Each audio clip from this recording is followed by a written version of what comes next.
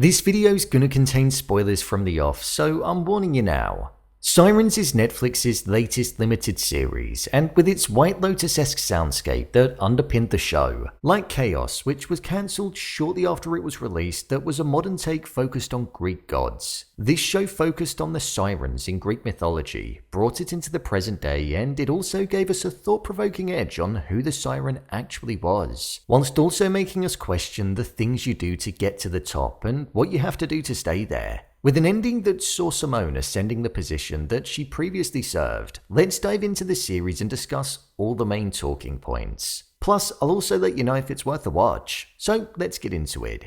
Here is a review of Sirens and the ending explained. The ending explained. The definition of a siren in Greek mythology is sirens are female human-like beings with alluring voices and ultimately lead sailors to their doom.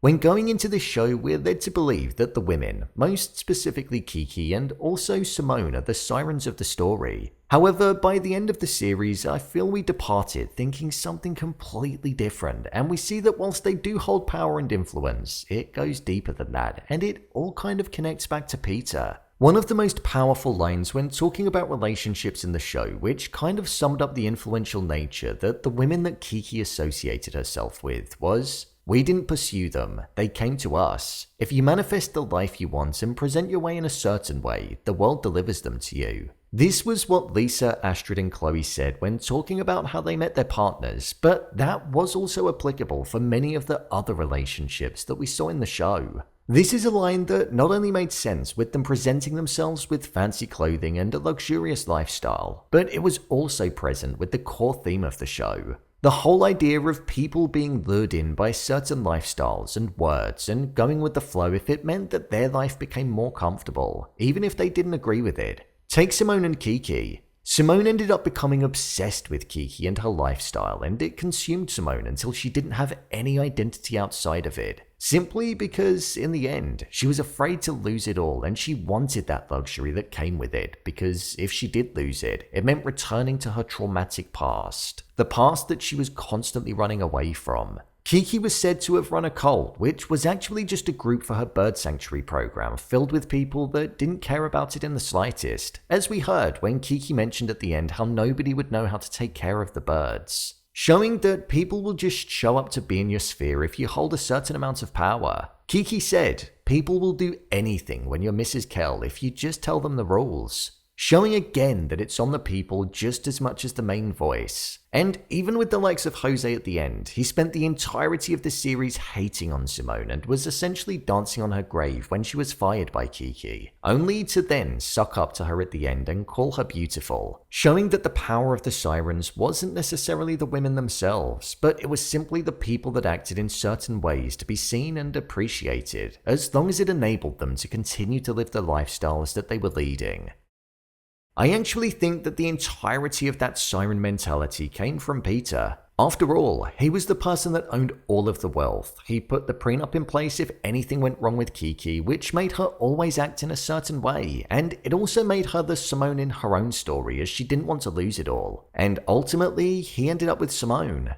Another thing that I feel takes the responsibility off of the women being the sirens and intentionally leading men to their doom came from the scene on the beach when Devon was running away from Morgan and Raymond and she told them to leave her alone and to not follow her. Yet they persisted and were doing all that they could to comfort her when she just wanted to be left alone. So the responsibility didn't necessarily lie with her, and she wasn't luring them or tempting them in. They were the ones almost pursuing. With Simone ascending the position of the wife of Peter right at the end, overlooking the sea that was in front of her whilst standing on the edge of the cliff in front of her perceived kingdom. It showed that she was in the position that she was in due to the words and influence that Peter had, but also because she kinda did take on the form of a siren right at the end when she lured Peter away. Maybe showing that she learned from the best, which was originally Kiki. But I guess, how long will it last? It happened to Jocelyn, Peter's first wife. It happened to Kiki, so I suppose she'll just have to see how long she can hold on to that power for. Because when in that position, people will do as you please.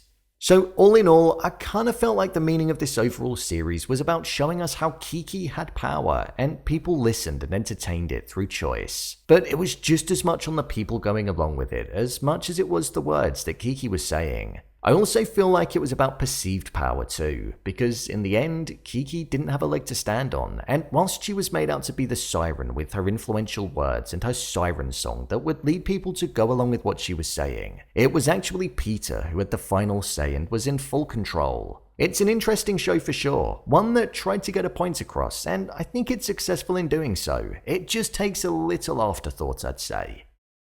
My review of the episode.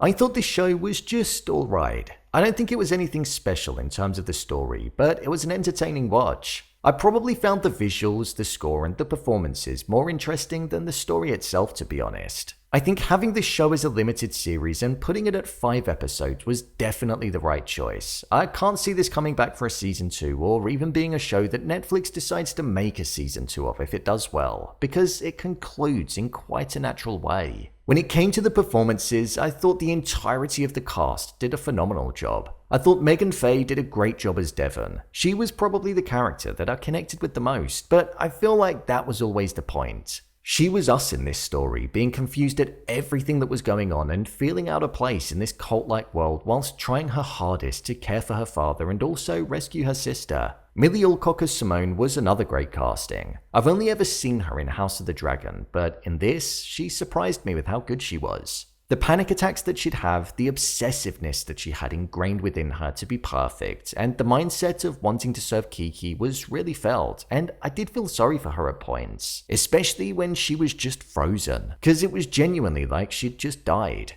Julianne Moore as Kiki was also a performance that I thoroughly enjoyed, and I thought it was quite haunting and confusing. She was so creepy to watch on screen, despite not actually doing anything that wrong. Her tone and the mannerisms that she had just made me never want to be in a room alone with her. Kiki's bird sanctuary was something that I thought was quite interestingly used in the show. We found out that Kiki always wanted children, but she kept losing them during the process of trying. So her care for the birds was almost like this metaphorical way of her being able to rescue something, care for it, and then release it out into the world. Like the stages of life that happen with a family. So when Barnaby died and was given a fancy funeral, it was as if one of her own had just died, because that was what she had to care for. One performance that I thought was underrated but was really strong was Felix Solis as Jose. His voice was just so soothing to listen to, so whenever he'd be on screen I'd love it when he'd start speaking. I do just struggle to not see him as Omar Navarro from the final 2 seasons of Ozark though, because he absolutely killed that role.